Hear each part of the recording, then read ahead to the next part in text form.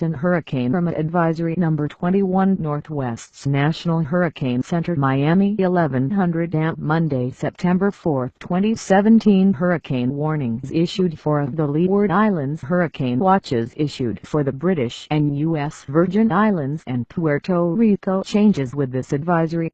The government of Antigua has issued a hurricane warning for the islands of Antigua, Barbuda, Anguilla, Montserrat, St. Kitts, and Nevis.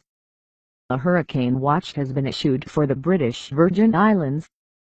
The government of the Netherlands has issued a hurricane warning for the islands of Saba, St. Eustatius, and St. Martin. The government of France has issued a hurricane warning for St. Martin and St. Barthélemy. A hurricane watch has been issued for Guadeloupe. A hurricane watch has been issued for the U.S. Virgin Islands, Puerto Rico, Vieques, and Culebra.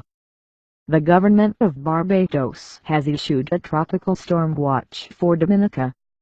Summary of watches and warnings in effect. A hurricane warning is in effect for Antigua, Barbuda, Anguilla, Mont.